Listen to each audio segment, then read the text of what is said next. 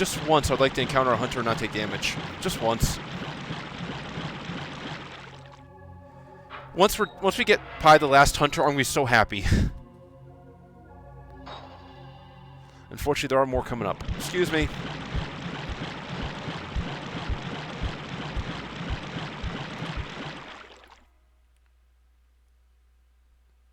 Up ahead is one of the most subdued but interesting locations in old school Resident Evil, the Klein residence of Lily and Lott Klein. Both of them were children of Umbrella employees, and they live in this house that's completely gated off from the rest of the island. Living in privilege, essentially. They're living as children of Umbrella employees, so they're treated better than everyone else, and they're told they're genetically better than everyone else, too. They're actually told that, unlike the people on the island, and unlike the prisoners they're taking in, these young children and young teens, and older teens from around the world to experiment on, they're, like, genetically superior. Again, weird similarity to Code Veronica.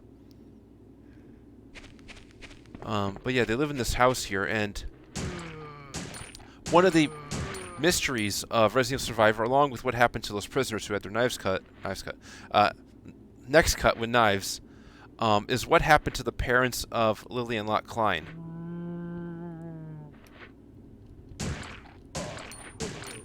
I am pretty certain I know what happened to the dad. I'm not so sure what happened to the mother. They don't tell you a thing about their parents other than them working for Umbrella in the story files. But there are clues. There are clues about what happened to their parents.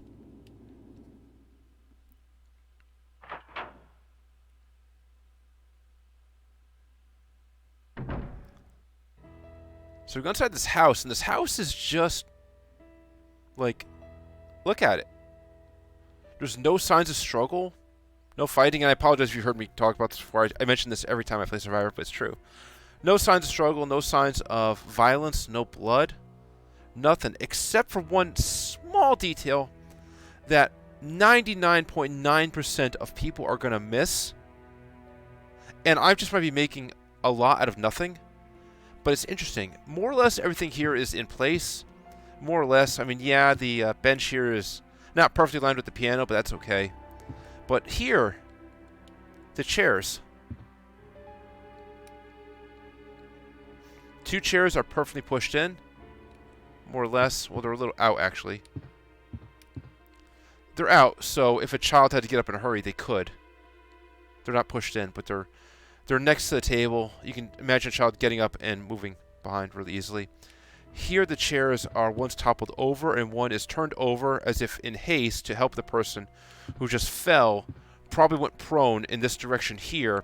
This person turned away so the people here couldn't only see the back of the chair and back of the individual as this person is shouting at these two to leave.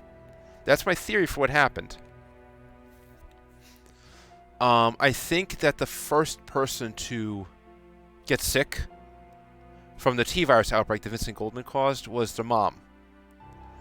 I think the mom felt really sick and passed out. The father knew exactly what was going on and told the kids to leave, get out of here. So they did.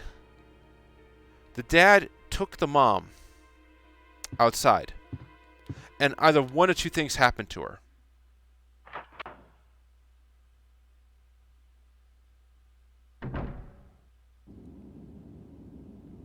Either he just killed her and disposed of the body in the drainage area over here, or buried it over here. We did have herbs growing here, and I know it's flimsy evidence, but where else could the body be?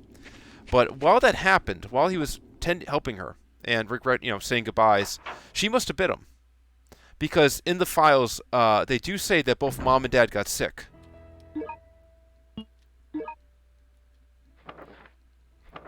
Let's see.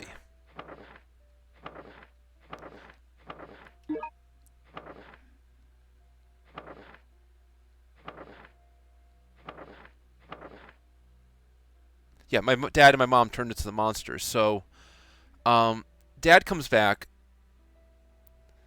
tells the kids what happened, or at least maybe they figured it out. And the dad goes in here, in the room, and tells the kids never to enter.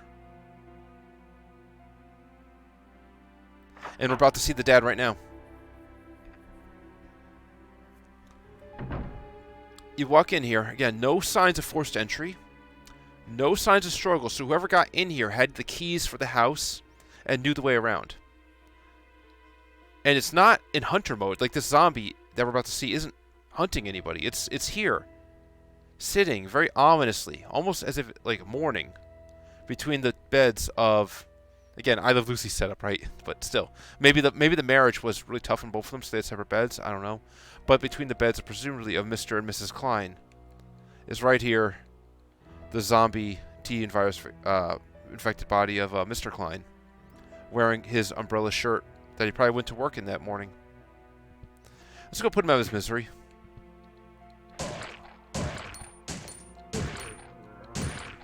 Alright. And you are rewarded for coming in here with a red herb, which I'll gladly take.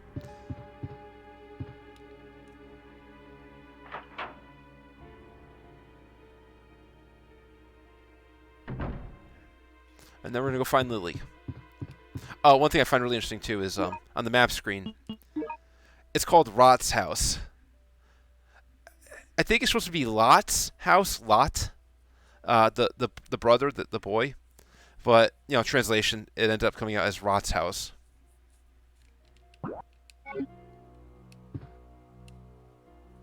Now, why they call it Rott's house and not Lily's house, or better, the Klein residence, I don't know. But very interesting.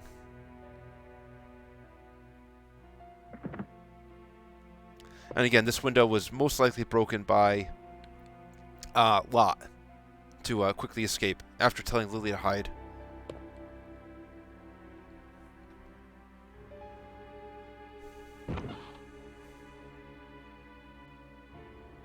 Don't be afraid. I won't hurt you. Where's your brother, Lott? Love the Street Fighter poster in the background. Please, you have to save my brother.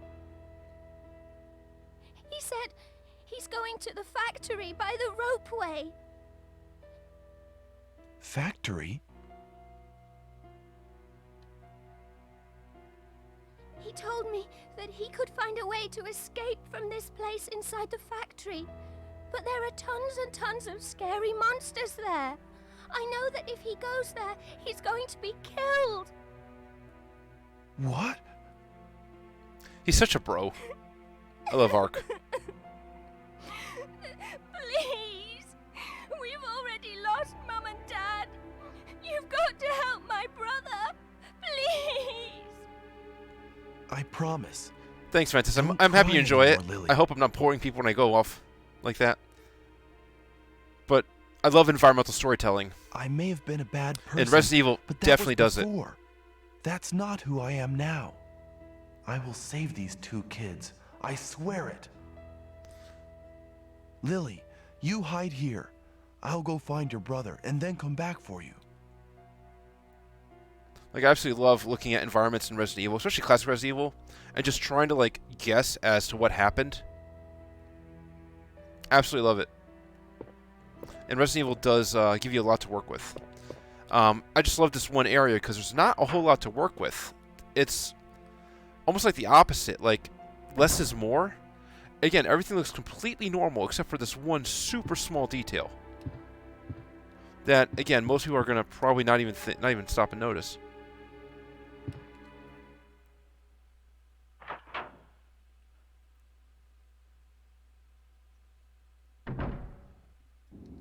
Hi, guys.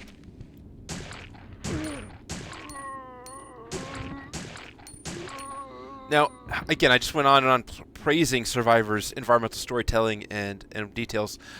This is weird, though. I don't understand this. The car. Like, imagine you own this car and you're trying to get out into the road. How do you do that? Like, first of all, there's no driveway. Like, I guess this is supposed to be the driveway, but it's grass. So what, you drive over the grass and then somehow do a complete 90-degree turn very suddenly. Hope you don't hit this light post. I'm guessing there's more to this house that we're not seeing. I'm guessing they're supposed to back out, and that's how they do it. But yeah, it's just very odd how that's set up to me. Alright, there's hunters in the way, which I'm not looking forward to. Hunters coming up, and lickers. And dogs.